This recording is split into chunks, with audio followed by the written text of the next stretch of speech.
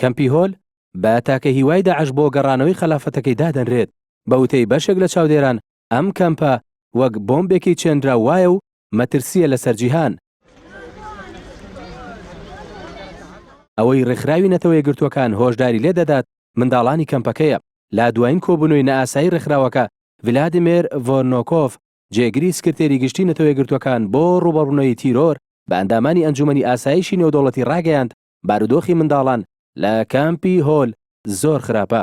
باسی لەوەش کرد زیاتر لە 27,000 منداڵ لە ناو کەمپی هۆل ڕوبەڕووی تونند و تیژی دەبنەوە و پێویستە بە زووی وڵاتەکانیان بیانگەڕنەوە نیشتیمانی خۆیان، چونکە ئەم منداڵانە کوڕوکچی ئەو چەکدارانی داعشن کە ڕۆژگارێک ناوچەیەکی بەرفراوانیان لە عێراق و سووریا کۆنتڕۆڵ کردووە.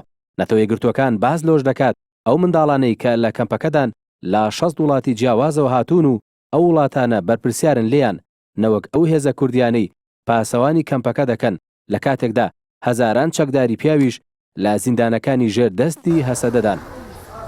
بە پێی بەشێک لە راپۆرتە ڕۆژنامەوانیەکان یەکێک لەو توندوتیژیانەی بەشێک لە منداڵە کوڕەکانی ناو کەمپەکە ڕوبەڕووی دەبنەوە ئەوەیە ناچار دەکرێن هاوسەرگیری لەگەڵ ئەو ژنانەدا بکەن کە لە کەمپەکەدان، ئەوەش بە ئامانجی خستنەوەی وەچە و پەروەردەکردنیان لەسەر ئایدۆلۆژیای داعش بۆ دووبارە ژیانەوە و ڕەگداکوتانی خەلافەتەکە. کەمپی هۆل گەورەترین کەمپی ئاوارەکانە لە سووریا کە دەکەوێتە پارێزگای حەسەکە لە ڕۆژاوا. بە پێی داتاکانی بەرپرسانی مرۆیی نەتەوە یەکگرتووەکان لە ئێستادا شوێنی نزیکەی 62,000 کەسە، زیاتر لە 180 ئەو کەسانش ژن و منداڵن. زۆربەی ئەو کەسانی لە کەمپەکە نیشتەجێن لە ساڵی 2019 لە دوای ڕزگارکردنی ناوچەکە بە تەواوەتی لە دەستی داعش لەلایەن هێزە کوردەکانی ڕۆژاوا براونەتە کەمپەکە.